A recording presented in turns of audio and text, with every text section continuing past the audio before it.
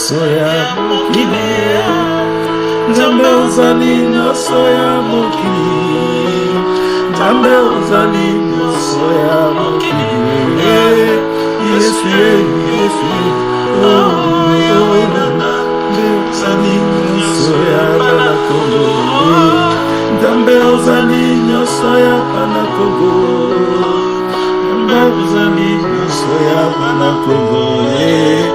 Yesu, Yesu, Yolingo, Yolingo, Ozali, Yosoya, Tambe, Ozali.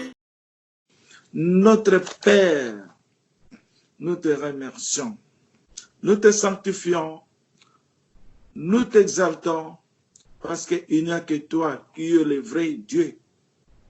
Il n'y a que toi qui es le Dieu souverain. Par ta souveraineté, que tu avais choisi ton oint ici sur la terre et ton oint qui vit en toi au ciel et sur la terre. Par ta souveraineté que tu vis ensemble avec lui, 1 plus 1 égale 1. Dieu le plus haut des cieux, il n'y a que toi qui es l'esprit de la vérité. En toi, nous t'adorerons en esprit et en vérité.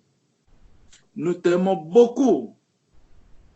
Nous te donnons toute notre entière. Nous te donnons toute notre vie. Parce que la vie vient de toi. Toute chose est venue par la croix de la sainteté. Toute chose a été pensée par toi seul. Tu avais pensé que cela soit existé dans ce monde. Tu avais choisi les images. Tu as choisi tout consort. C'est toujours toi. C'est pour cela aujourd'hui nous te disons, c'est à toi, au nom de Jésus-Christ, Emmanuel, Dieu vivant avec nous, que nous devrions beaucoup aimer. Aimer, aimer. Je t'aime, je t'aime, je t'aime. Je t'aime plus que tout ce monde. Parce que toi, tu es le commencement de la vie. Tu es le premier. Tu es toujours le premier. Tu demeures le premier. Notre Père berger, tu as vu comment tes enfants ont été saccagés, manipulés, bousculés, ébranlés, et vous êtes revenus par l'Ézéchiel 34 et d'autres paroles de la vérité pour mettre toutes choses mauvaises à la fin. C'est pour cela que tu es Alpha et l'Oméga, le commencement et la fin.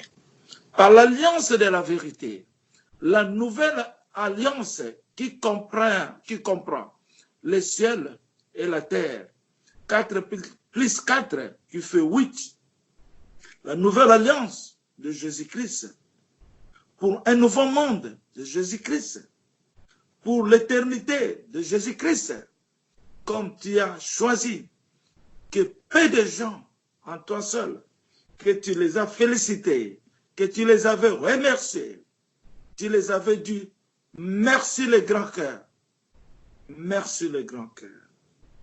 Papa, nous te disons, il n'y a que toi qui es grand pour toutes choses. Tu as un grand cœur, tu as un grand nez, tu as un grand main, bras, pieds, tout.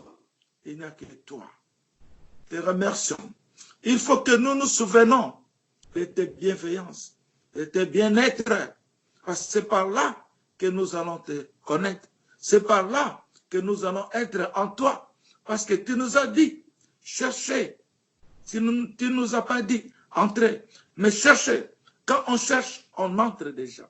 Quand on cherche, nous sommes là. Merci Seigneur, aujourd'hui, nous célébrons toujours notre fête de Pâques. Dans le temps de renouvellement des nouveaux mondes, dans le temps de ton apparition sur la terre de vivants, au moment que le monde est tremblé, et au moment que le monde commence à chercher ta face, tout le monde devient maintenant en silence, parce que tu es Dieu. Tu as donné beaucoup de temps afin que cela manifeste parce que tu as un grand cœur, parce que tu es patient. Ce sont les qualités de Dieu souverain. Parce que tu es amour, parce que tu es rempli de toi-même, par la grandeur de tes bontés exceptionnelles sur cette terre. C'est pour cela que j'aime beaucoup t'adorer. C'est pour cela que j'aime chercher ce qui se trouve en toi. J'aime voir comment tu es, la puissance de la divinité que tu nous parles aujourd'hui, la puissance infinie, la puissance qui est toujours éternelle. Hosanna, Hosanna, que le Congo devient toujours Mandalala devant toi pour te plaudir, pour te recevoir par la grandeur de ta bienveillance. Je ne veux pas parler de notre souffrance, car ta présence est notre santé. Ta présence est notre libération. Ta présence est notre délivrance. Ta présence est le droit de l'homme. Ta présence est notre paix. Ta présence est notre joie israélite. Quand le Père arrive là où se trouvent ses enfants sont remplis de la joie, remplis de l'enthousiasme, remplis de tout bonheur. Parce que tu es venu, ta présence, nous sommes sauvés, parce que tu es le sauveur, le libérateur. C'est pour cela que je ne veux pas relater de ceux qui sont malades. Ta présence et le monde est sauvé. Les morts sont ressuscités. Les aveugles, les sourds, les muets ont repris leur vie à cause de ta présence. Parce que tu es tout. Tu es tout.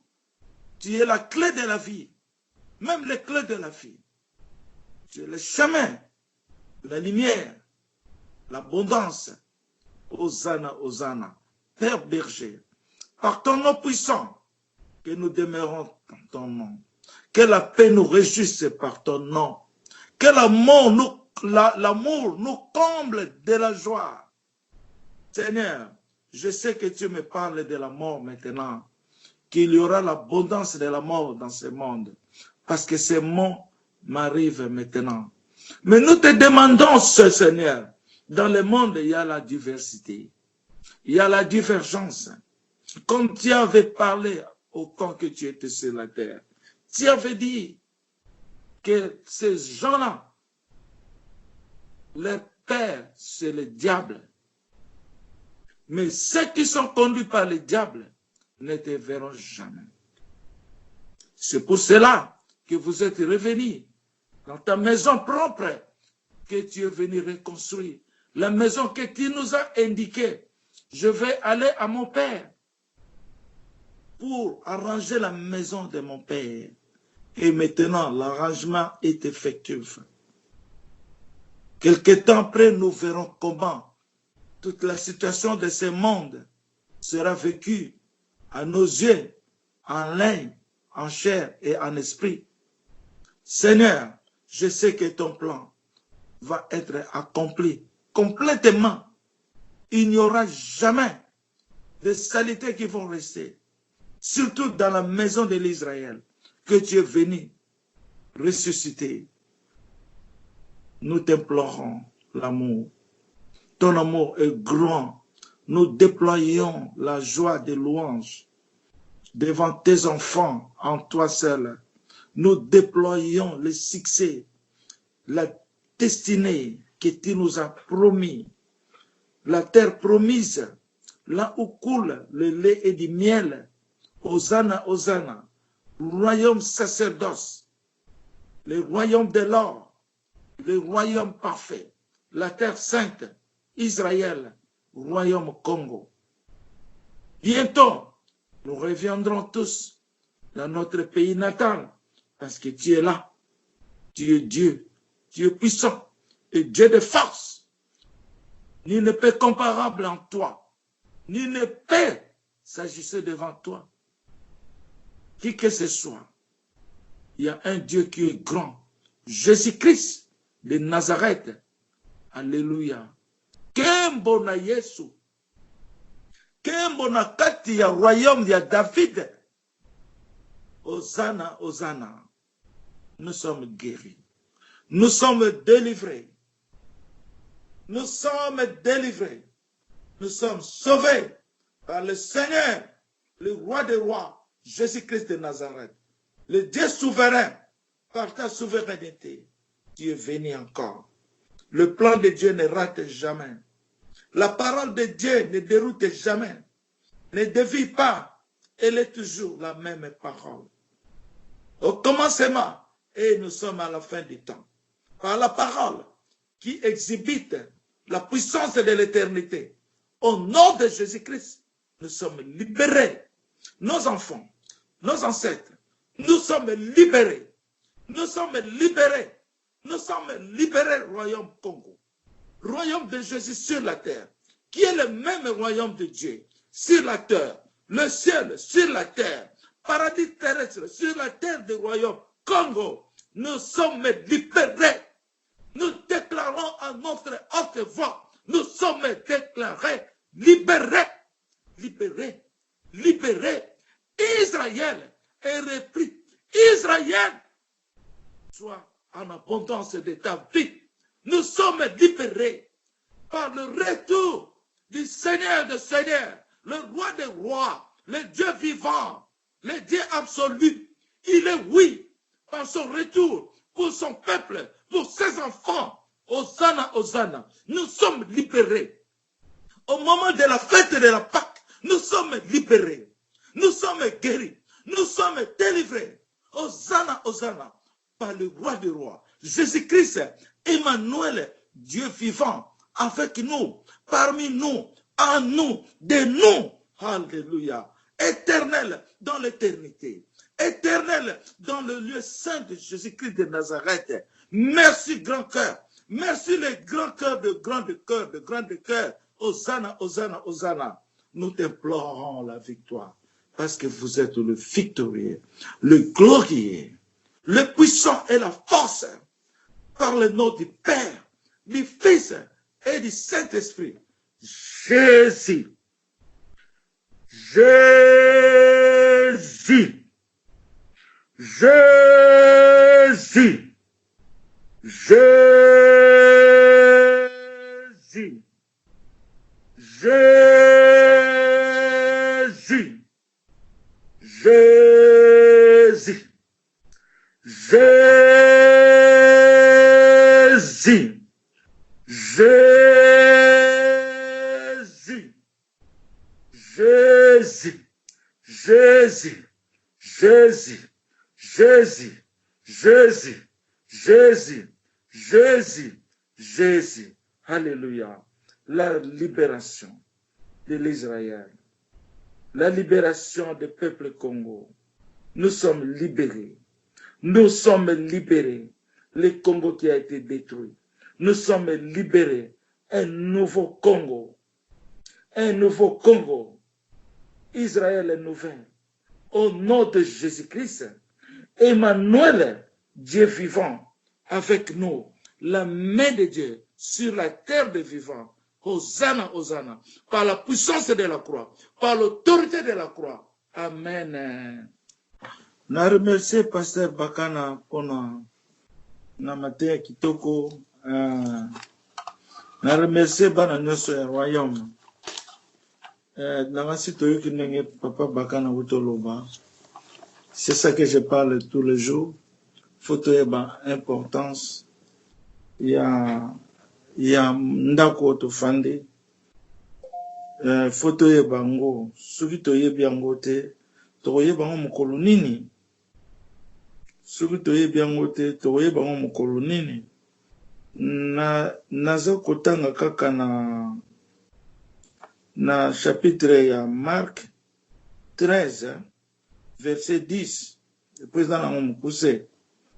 Nzamba zoloba au nom de Jésus. Il faut premièrement que la bonne nouvelle soit prêchée à toutes les nations.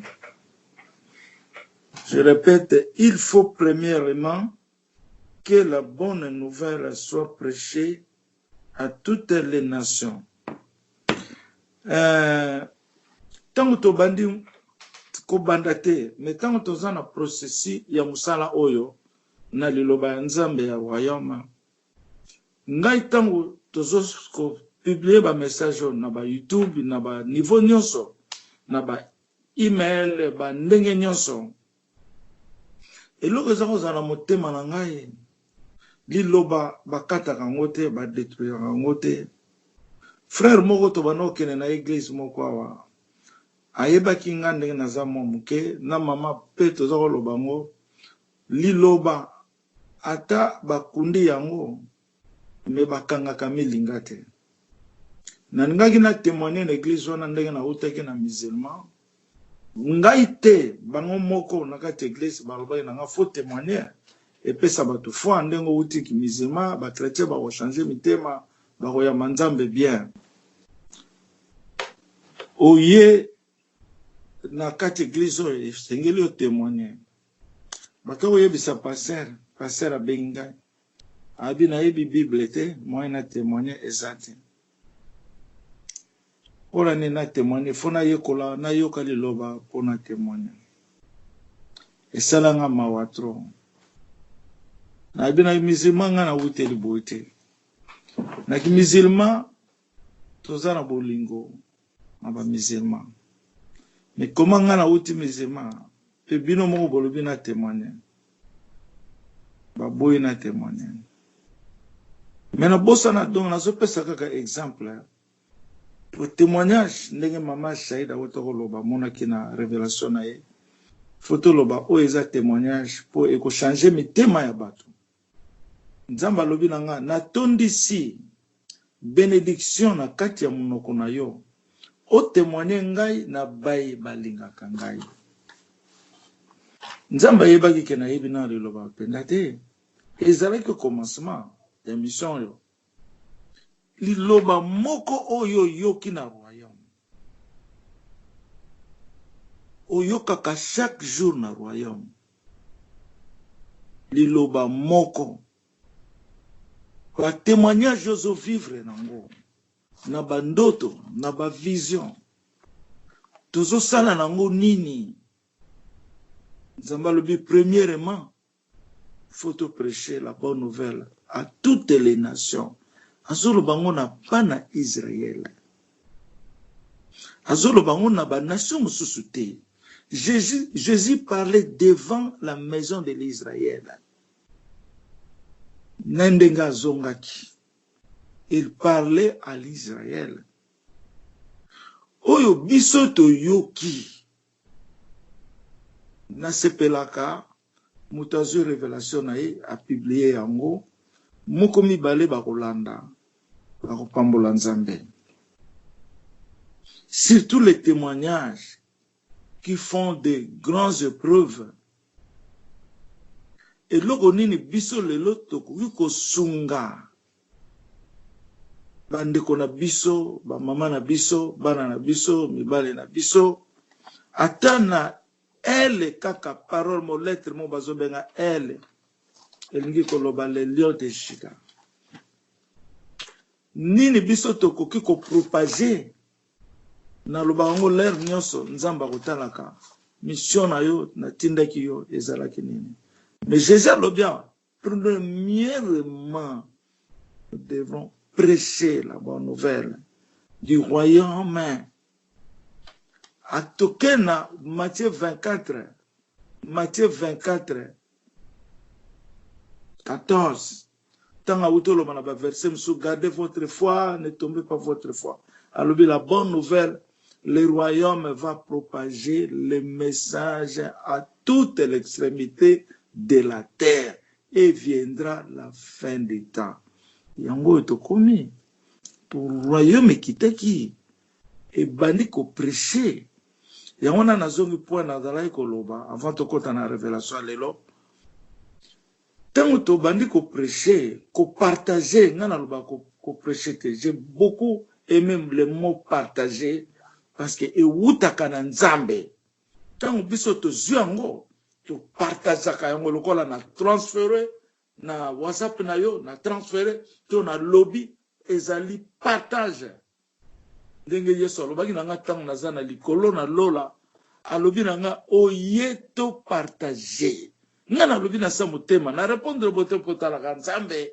yo ke na nga bombuto ke na likolo tala devant le Seigneur des Seigneurs alobi na oyeto partager nga na sa motema nga na partager liloba na yo mukolo liloba mezalaki yango te pona ndoto okoki kozala na émotion naturelle ya vie na yo ekoko manifester na kati ya vision na kati ya révélation neti na kokoloba eza na kanisi Daniel tango ange abimelaki na bangenga ndenge wana Daniel akweki na mela ye alobi kofukamela nga te na sa serviteur lokola yo. Donc Daniel a présentaki émotion naturelle na ye na vision wana tango nzambe azotinda angelo.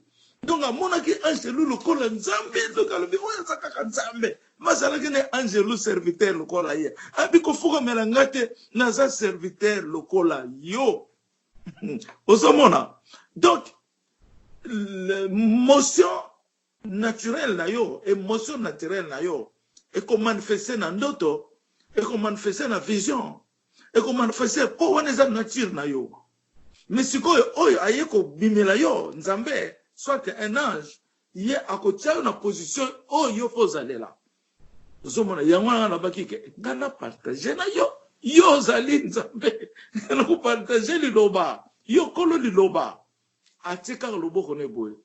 Ezalaki mabanga mibale nazwa moko nazwi moko etikali moko na loboko na ye yango na nde to partageaki ezalaki de mabanga donc royaume ya Israël na mabele ezongaki na ona likolo royaume wana ezongaki na ona likolo sikonga fona ya pona partager po mengo ya likolo ekita pe na mabele.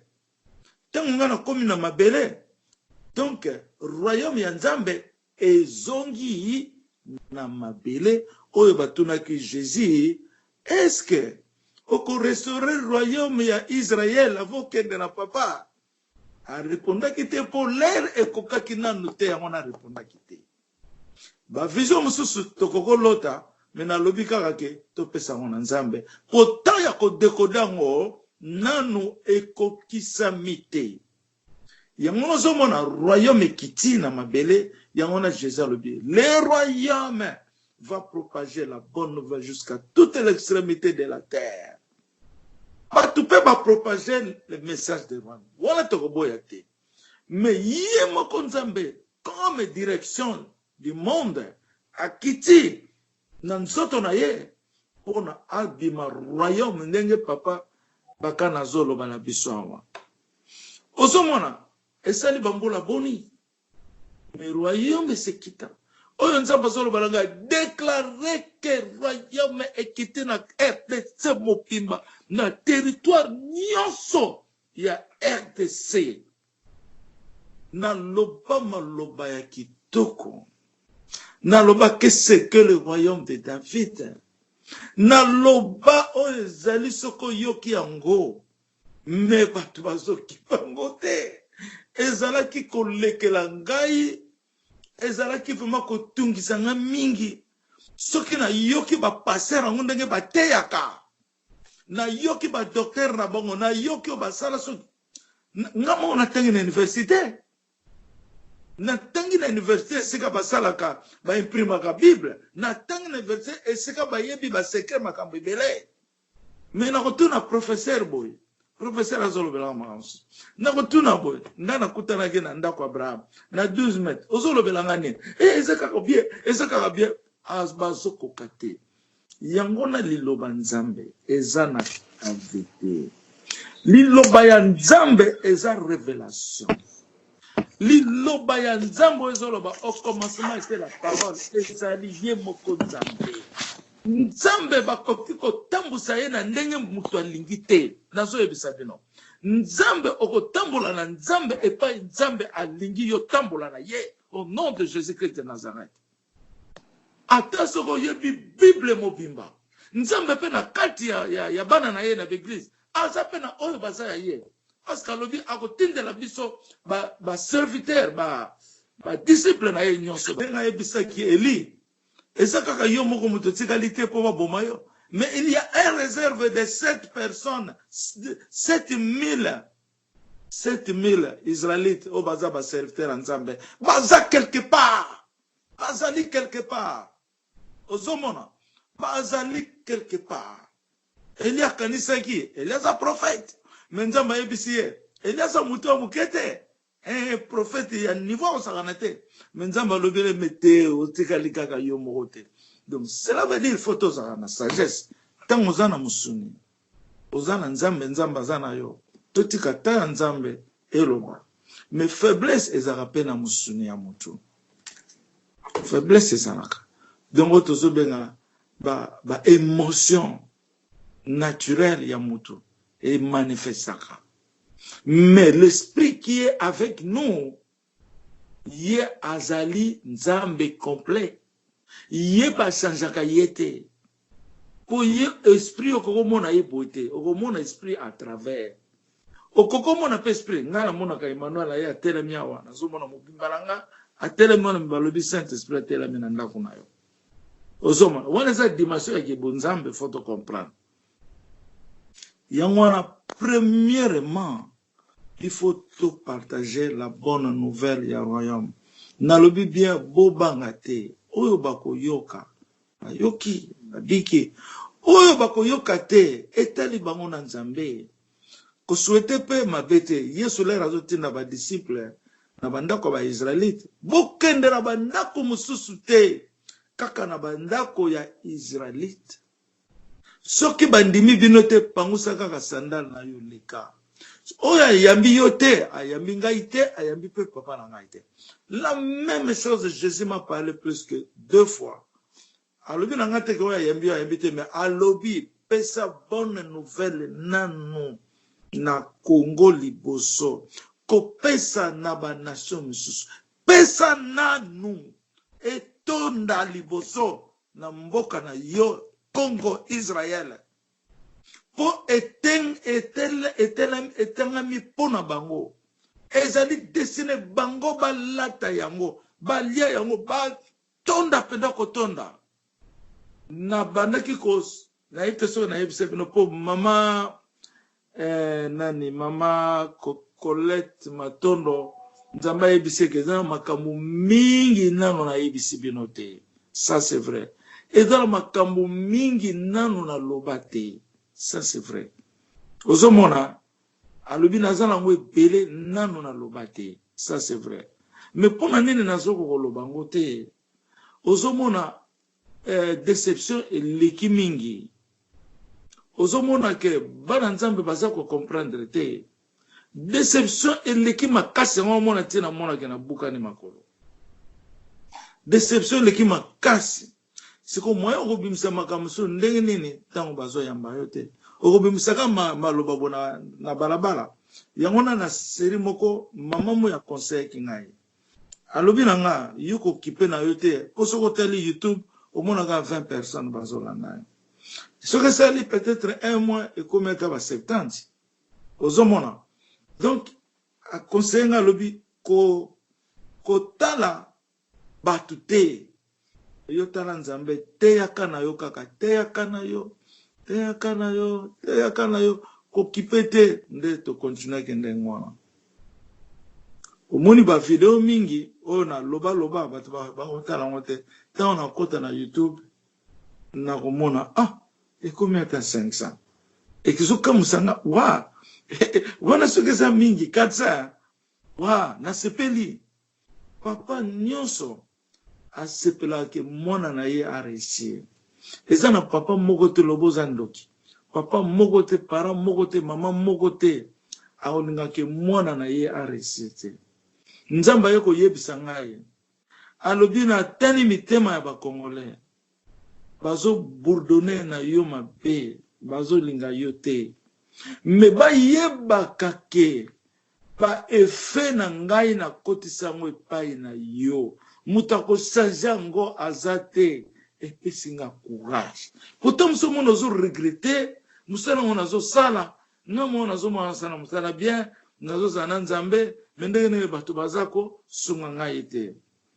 Nde yango no moni na komaka pe na ba bienfait ya bino pe o bosani na kati ya royaume ata berere ye mingi mais na kanisaka ta na likambo moko bana nzambe basalaka tokanisaka toujours le bienveillance ya mutu na mutu okomona ke tokanisaka pe nzambe alimbisaka ozomona nde yango na mutu nyonso aza na part na ye asalaka na nzambe mutu mpe aza faible na makambo so ezangazanga ntina mais nde eloko esengeli connaissance oyo tozozwa ezala blende en or oyo mutu moko akoki kodétruire yo yango plus tard akozalaka te tozala caméléon te lelo changer couleur lo bokomi position mosusu eza koatrese Saint-Esprit makasi epe eza kozongisa mutu na bienveillance na ye mutu amataki na 12 kwa koma na 20 akoyi po abebisi mais nzambe aza toujours reconnaissant na ba bienfait na biso tosalaka ye yango na nde eloko nazoba bana kende na prophétie to partager bonne nouvelle tolemba te mais totuna nzambe sunga ngai nako plan na ngai osaleli ngai mpona lilobo oyo opesi ngai nakosalela ngo ndenge nini nakozala ndenge nini nakosala ndenge nini bandaka déjà koméditer alobi toutes les nations la Bible parle de toutes les nations mama Lisa ayebi nga susu te interpréter ki ba vision na nga mais akoma ke yo okoforme bato oyo bakopesa bonne nouvelle à travers le monde bakobenga bango baapôtre ya Jésus mama Anne-Marie Nakatala aza mpe na ba bienfait na ye ya moko aza koloba na nga prophète kotalaka bapasteur oyo ozomona teke bazolinga yo te. Toi, tu vas former les nouveaux pasteurs, les nouveaux évangélistes. Oh, on a ce baby mingi, cette femme me parlait tout le temps comme ça. Et puis, na bani comme on a réalité nango. Bangona oh ba yebi connaissance ya musuni, ya mulimo te, parce que mutoza na connaissance ya mulimo, akoki kwa jir nengwana te. Ceux qui yoza na Saint-Esprit olinganga, ponga pe toza na Saint-Esprit moko oyo sambela. Mais comment nga na mulimo santo, na linganga yo, mais yo ninga ite. Donc eza jalousie, eza satan muteza na yo, eza esprit ya nzambe te. Pour mutoza na esprit ya nzambe, lokola bino lelo bozana royaume. Ezo lakseke bozana nzamba solo. Pour mutoza na nzamba solo te, akoya ko tester na royaume, esimbi te abimi na ye, ata bo bengi ye, ako yokela bino te. Ayaki pas à la guéri, ayaki pas luka pouvoir, ayaki na makambu na ye. Mais muto ako yoka ni loba na royaume. Exemple, il y a Papa Bagana. Papa Bagana s'est fait maintenant comme un enfant. Je vous dis la vérité. Et ça, Kokokumi Samutute. À son âge, tu as presque âge moko. Mais il s'est fait comme un enfant. Donc, dans le cœur de sanctification. Ata silika kanaye. Mais à zonga ka plus rapide. Paul, ndenge moko. Mais, ezana kati ya royaume. Nazolo ba bien. Ezala accoutumé na likambo eza ko combattre yo mingi na kati ya vina yo nazolo ba kombo ya mutu te molimo santo azolo ba ngwa e combattre yo te o regrettaka te mais eloko to lingi faut convaincre combat wana parce que ezala ba semence mususu elingi ko tika biso te. Moi je comprends ça ngai moko nazala ta mususu pe na ngena kota na faiblesse. Mais na mi corriger ngai moko avant faiblesse et atteindre nga na mi corriger ngai moko pour na lingi te semence mabe ya ba lien. Hier on a parlé de liens to solo laki makambu ya ba lien ya 5e génération pour l'amour de Dieu et comme na 5e génération mais la colère de Dieu est comme na 4e mais au moins que amour et le kikanda bolingo eza likolo ya kanda. Parce que bolingo ils ont contrôlé Kanda. Mais que Kanda est contrôlé, amour na yo, c'est ça que je parle. On a faut faire attention mingi. Au bandi kwa trisenga mingi. Na bando zonga si moment muke ba omona nga papa zolinga ngate. Mais c'est toi seul. Ce n'est pas moi. Ozomona. Nana linga bino na lela ka pona ko linga bino. Je pleure pour vous aimer. Ozomona. Mais bino pe pour la kisa bolingo na yenzambe o azali Jésus Christ ki maloba ezo wote pa nanga ezanga ite ezali Yesu Masia J'aime beaucoup être comme ça. Nangaka beaucoup nazala boye. Net na ko pesa exemple ya Paul. Lobi lera lobi a loti ndota moni mama nana libéré Congo ezali Jésus ezali papa Elixesa. Au monde na sepela ki na ngote pas parce que Jésus a koko lingate to tsaye na pla ya fandaka to bimisa mususa komi lokola différent. Non. Jésus na Elixesa azaka moko. Pour bien parler. Mais Elixesa bimi mwana na Jésus-Christ pour Elixesa botami abimi mutu avec la chair. Osaka nzoto na yebisaka bino lève nyos. Mais ouata na kati na ngande aza Jésus wana. Soko longoli nzoto ya Yesu, otie Yesu apart, eza lokolo séparé. Là ça ne va pas. Nde eloko esengeli to comprenaka. Ndenge ya koloba yango na linga soko likambo na yebisaka mama shaidawa neti lelo na zondo to mokobo mais na moni tina koloba ngo ezate po ezo bundisanga nano na comprendre soko mo de loko moko zo linga chayo na contradiction ne parlez pas soko loko moko zo linga chayo na contradiction ne parlez pas parce que muto azo loba ayena kombo ya Emmanuel ayena kombo Elixesa te kombo na Elixesa na chair Elixesa et puis kombo ya Eli ezanga ite mutu na mipesa ki yango peut-être kombo ya Nzeza na botami nango eza lokola tobenga boussole ezola sange as africain as congolais le kombo ya Nzeza mais le nom de Nzeza ne dit absolument rien. Mais le nom de Nzeza est devenu bénédiction parce qu'il vit ensemble ce nom avec le nom du Père, Eli. Mais Nzambe, ndenge mama matonda lobaki lobi, alobaki ya benga kaka Eli. Omona benga na kombo ya Eli Nzeza te. Ça c'est vrai. Nzamba benga na kombo Eli Nzeza te. Abenga kombo ya Eli. Po Eli eza kombo na ye moko. Kanga solo bana ngai ke kombo ya Eli eza kombo ya Nzambe, eza kombo ya munene, kombo ya feu pour bien parler. Alobi yozali manzaka na ngai. Soki totali manzaka na misapi, c'est sika moko, na maboko, c'est sika moko. Tanga solo balanga roi. Alobi nanga roi, c'est à toi que je fais toutes les choses dans le monde. C'est à toi que je fais toutes les choses. Donc Nzambe atilize nga lokola maboko na ye. Atilize nga lolemo na ye. Donc c'est ça le mystère de Dieu. Tant on comprend en côté. Mais le nom de Nzeza, c'est kaka le nom, ce que sangani, ils ont un logo moté, ils ont un impact. Mais le nom de lui, ils ont un impact pour ça. Le nom il y a Eli. Osomona, ça c'est un grand nom de Dieu. Quand on zamba la sakangana image, alobi je suis, a commis je suis égal Eli. Na atie Eli. Donc à côté. Donc je suis. Et c'est le même Eli. Eli ça comme mnene ya Nzambe. Mais Nzambe apesi biso kombo ya Eli te poto komisa ye. Apesi biso kombo ya Jésus. Poto sambela ye. To komisa ye. Kombo oza likolo ya ba kombo nyos. Na likolo ya kombo ya Nzambe te. Na likolo ya ba kombo nyos apesi ba ange apesi bato na mabele na banyama tout ça. C'est le nom de Jésus. Donc c'est le nom de mystère. Oza kopesa par la puissance de la divinité au nom du Père, du Fils et du Saint-Esprit. C'est le nom de Jésus.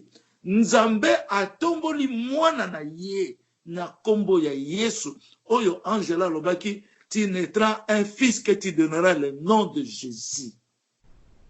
Le nom de Jésus. Christ est comme complément ya kolobazali ou ya Nzambe. Ya on a te compléter kango Jésus-Christ. Mais à notre intérieur, le nom de Jésus est notre racine. Je vous dis la vérité, rien que la vérité. Amen. À notre intérieur, le nom de Jésus devient notre source de la vie. Ata tolobi ba kombo mususi ande na solo ba kombo Eli Nzeza. Tanga komi Eli Nzeza, ça ne sonne plus bien. Mais tango za Eli, eza kombo ya Nzambe. Mais Nzambe a pesi biso kombo à Jésus-Christ pour nous sauver. pour nous faire devenir les enfants de Dieu. Mais kombo ya Nzambe ezali Emmanuel. Kombo ya Nzambe eza Emmanuel. Oyo Nzambe azoloba balanga otondi complètement na kombo ya Emmanuel. Qui est le seul qui est complet par la puissance de la divinité ya Emmanuel. On a le bien complet. Donc, bon, nous allons le expliquer ce que kakanawana. Osomona. Donc, il y a une photo comprendre comment tu as double nzamba loba ina tegezama be pour parler. On voulu ezalaki wana ezalaki Jésus-Christ ezalaki. Mais pour na pesa ki kombo ya Jésus-Christ ezalaki. Na banani na ezalaki. Kombo ya nzambe zana na komi Jésus-Christ W tout ça. Emmanuel ezalaki, David ezalaki, wana entre les solo ya mwana na papa na ye. Mais ayoko lobalanga otangi yango pona nini bozo placer ba kombo en désordre, mal placé. Mais alobi nanga kombo ya nzambe eza Emmanuel. Ça c'est le nom de Dieu. Mais nzambe père azali Elohim, Al Shaddai, je suis ezali performance ya nzambe. Kombo na nani? Je suis. Oyebi pourquoi ngai na lobaka Emmanuel est Dieu vivant. Nana koyeba pona ni na lobaka toujours Jésus-Christ de Nazareth, Emmanuel est Dieu vivant. Nana koyeba ceux qui peuvent muta koyeba apesi biso secret. Qui peut connaître ça? Pona ni na lobaka Dieu vivant. Alléluia. Donc, azali nzambo za vivant akufaka te. Tango nga na lobaka Dieu vivant, elingi koloba je suis. C'est que maman Marie apesi la on a détail. Elingi koloba je suis. Il est là où tu es. Il est toujours en toi. Et on a lobaka Dieu vivant. Parce que aza qui dit bate kayebite le kamune nezo le kelangai. Il est celui qui est. Yangono zomona bande konangana Yesu totalata déclaration, c'est déclaration à Jésus. Ça c'est le notre ezali premier objectif na biso ya royaume ezali qui est Dieu. Oh, alobaka chercher le royaume. Alobi qui est Dieu. Nzambe na biso azanzambe nini. Po banzambe pe base belé hein. Banzambe mike wana. Banzambe bikiko o ya des minuscules. Bazan est belé. Mais qui est Dieu? Azoloba Dieu le créateur des cieux et sur toute la terre. Qui est ce papa là? Asa papa. Qui est ce Dieu? Il est celui qui existe. Na Moïse yango ne manifeste qui? C'est la puissance divine. Ya Nzambe et là qui samanga na biso azali je suis. Je suis azali omnipotent. Il est trop fort, trop puissant. Asala ko ya lingi, omniprésent. Azali pa nyoso tozali. C'est le même nom je suis. Mais Nzambe apesi biso kombo na ye. Oya natiri ya bonzambe otozo na royaume ezali Emmanuel. Mais Nzambe atomboli Yesu mwana na ye. Como kile salema ki pona Yesu. Au nom de Jésus-Christ de Nazareth. Au nom de Jésus-Christ. Au nom puissant de celui qui est vivant Emmanuel. Ozomona. Mais Nzambe a renaissé kombo ya Emmanuel te. Pour Nzambe sali likambo nyonso na mokili pona Yesu Masiya. Pona Jésus-Christ qui est celui qui est. Yangona na royaume premier objectif na biso. Nzambe yo lingi koyeba na royaume azanani. Ozindo ya royaume ezali mibale. qui est Dieu. Il y a mi balé ezali, qu'est-ce que le royaume de Dieu? Oh, le royaume est parmi vous. Cherchez le royaume. Le royaume, qu'est-ce que le royaume? C'est un grand temple qui existe dans le ciel par ordre, la loi et la gloire de Dieu. Première catégorie. En deuxième catégorie, le royaume, c'est Jésus-Christ de Nazareth. Après, c'est sur ma définition. Le royaume, c'est le royaume de la vérité. Le royaume, c'est vous aussi, les membres. Oh, yambi Yesu, côté na Yesu. Bozali pe royaume. Bozali pe royaume. Bomi kitisakate. Il faut chercher le royaume. Il faut chercher le royaume. Yamwana nga na linga photo yekola nanu nzambe. Nga soki na yebi mama Saïda te. Soki mama Saïda yebi ngai te. Akoka kofanda na ngai te. Nous devrions se connaître d'abord. Kota na kati na ngai, ngai pe na kota na kati na yo.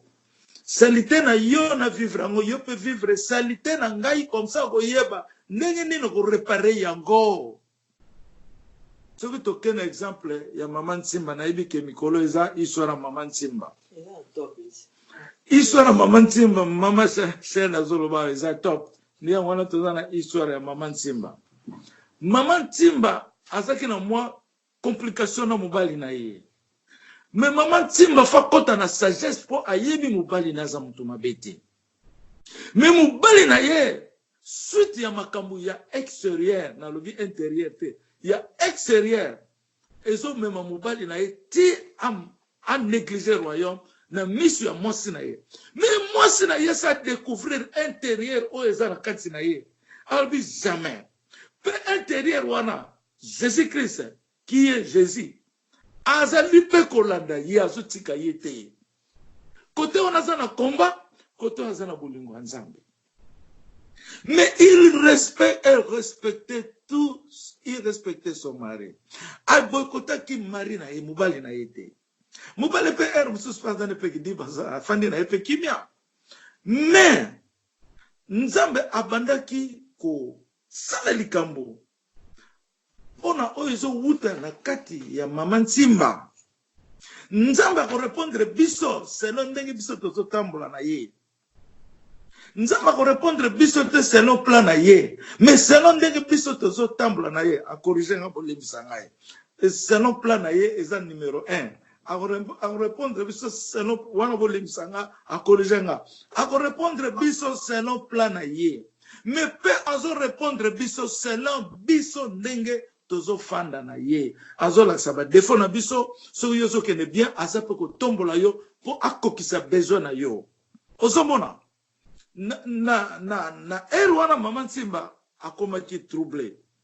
Mais Nzambe wazali Dieu de sagesse. Abi fona belisa mwasi oyo.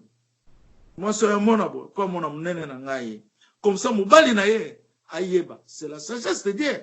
Yozo mona beli eza malamu te. Mais pona Nzambe eza malamu. Job abelaki biloko na ye na bana bakufi tout. Mais Nzambe azongiselaki Job 2 fois. Plus que 2 fois. Oazalaki nango liboso te.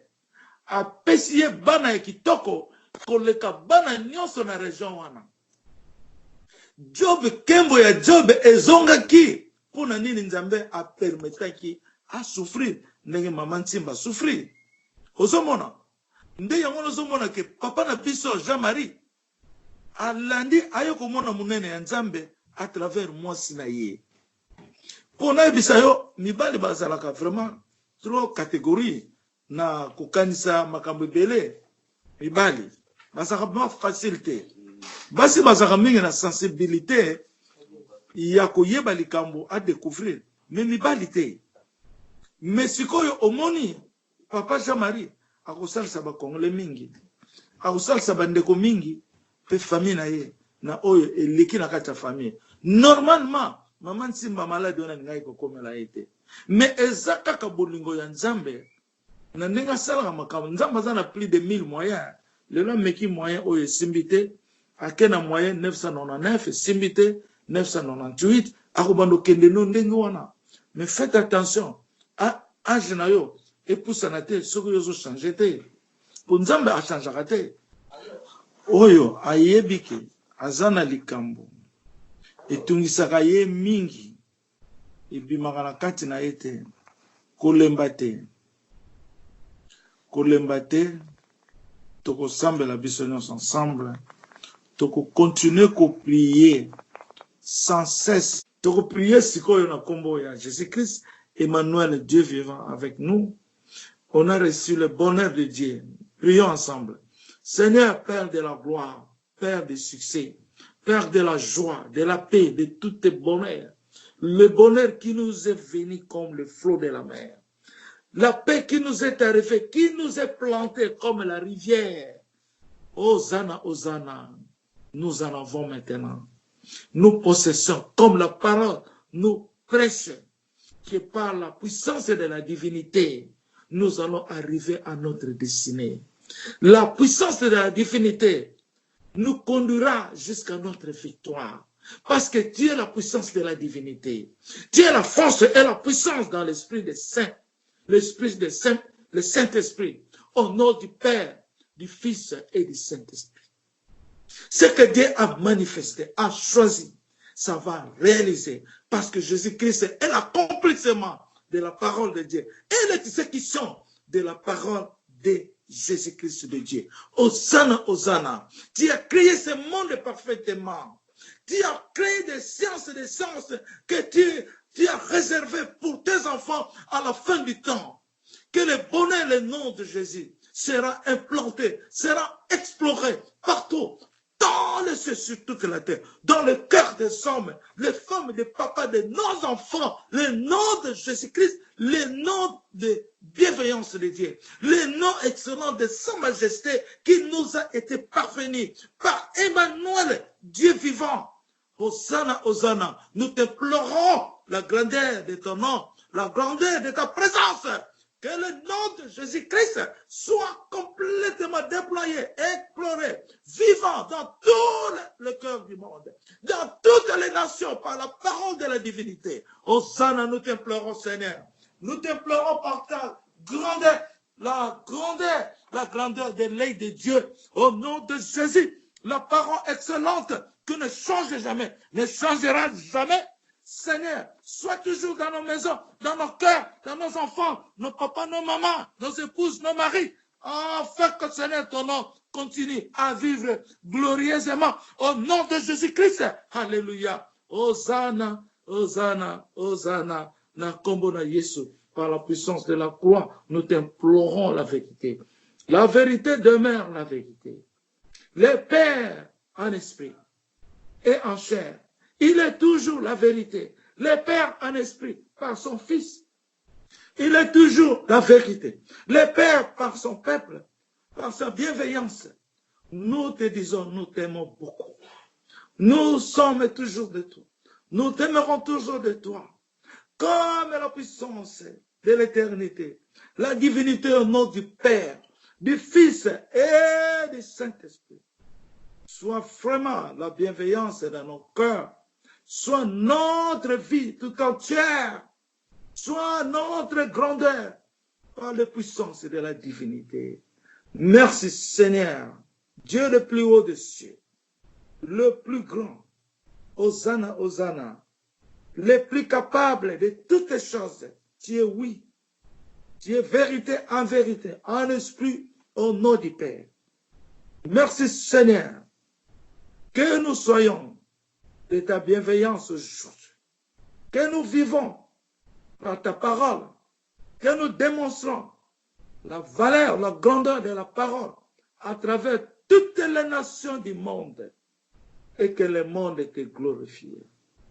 Merci au nom de Jésus-Christ. Amen.